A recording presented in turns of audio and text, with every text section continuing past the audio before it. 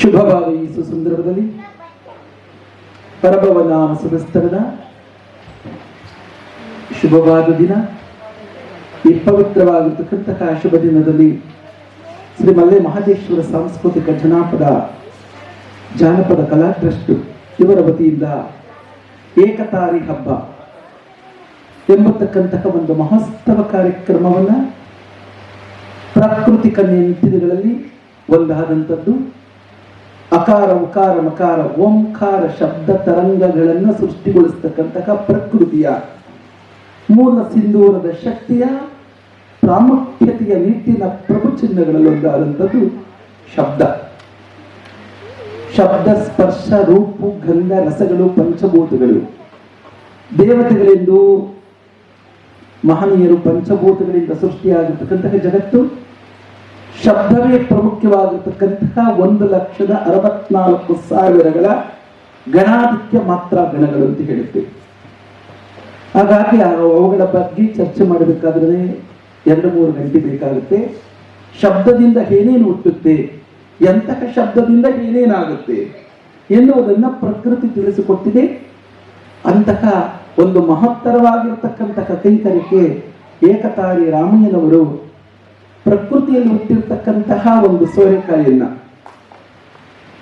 ಅದಕ್ಕೆ ಬಿದಿರಿನ ಒಂದು ಕಡ್ಡಿಯಿಂದ ತಂತಿಯ ನಾದದಲ್ಲಿ 18 ವಿಭಾಗೀಕರಣ ಇರುತ್ತೆ. ಜಲದಿಂದ ಹುಟ್ಟಿರ್ತಕ್ಕಂಥ ದುಂದಿಬಿ ನಾದ ನಾವು ಮೃದಂಗ ಅಂತೀವಿ.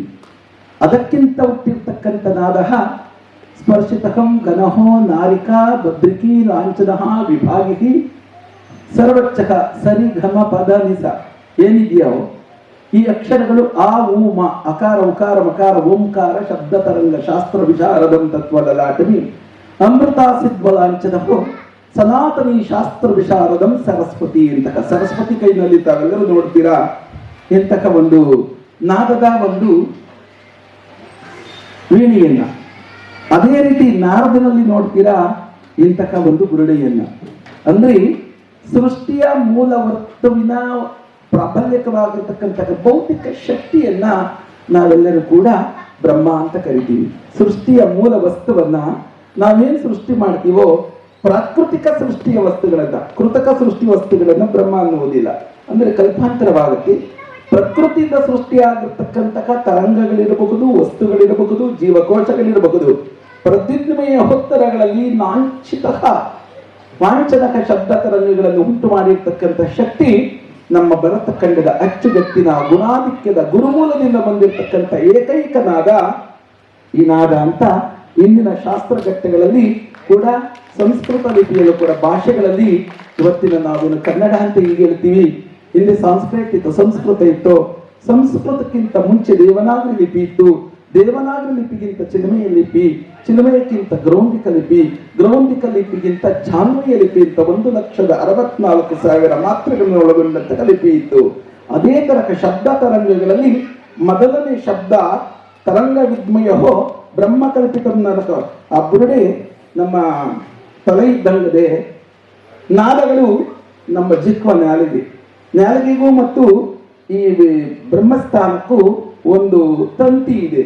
ತಂತಿ ವರ್ತಮಾನಗಳಿಂದ ನ್ಯಾಲಿಗೆಯನ್ನು ನಾವು ಉಚ್ಚರಿಸುವಂತಹ ಉಚ್ಚಾರ ಜ್ಞಾನದಿಂದಲೇ ಸಹಸ್ರ ಅಕ್ಷರಗಳು ಅಕಾರದಿಂದ ಉಕಾರ ಮಕಾರ ಓಂಕಾರ ಶಬ್ದ ತರಂಗಂ ಶಾಸ್ತ್ರ ವಿಚಾರದಂ ತತ್ವಲಲಾಟವಿ ಅಮೃತ ತತ್ವ ಸಿಂಧು ರಹಸ್ಯಂ ಯೋದಿತೆಯ ಕೊರತಕ್ಕೆ ಶಾಸ್ತ್ರ ಹೇಳುತ್ತೆ.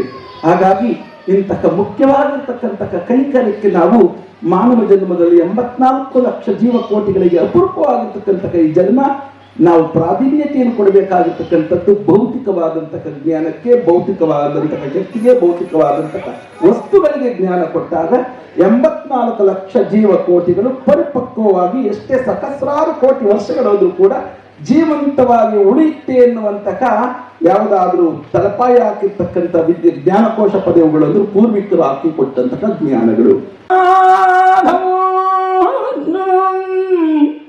ಸಿಂಧೂರ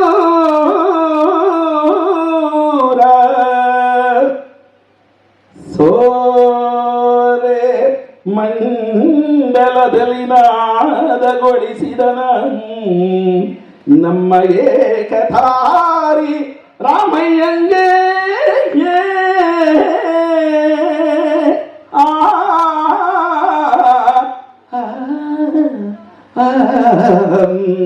ಆ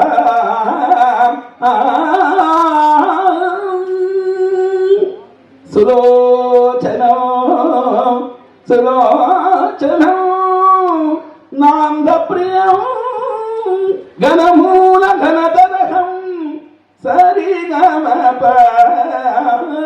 ಪದನಿಸವೆಂಬ ಶಬ್ದ ತರಂಗಲಂ ನಾದಗಳು ಹಪ್ಪಿಸಿ ಘನವ ಮನಸ್ಸಿನ ವಿಕಾರಗಳಂ ದೂರವಿರಿಸಿದ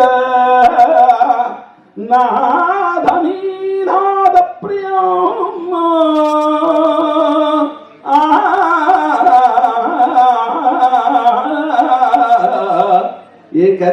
ಏಕತಾರಿರಮಯ್ಯ ಸೃಷ್ಟಿಸಿದ ಶಬ್ದ ಮೂಲ ಗಂಭೀರದ ಅಮರ ವಿಮಲ ವಿಜಯ ವೈಕ್ಯಗಳ ಮರುದಿನ ಮಮ್ಮನು ಕ್ಷಣವು ಅರ್ಪಿಸಿದ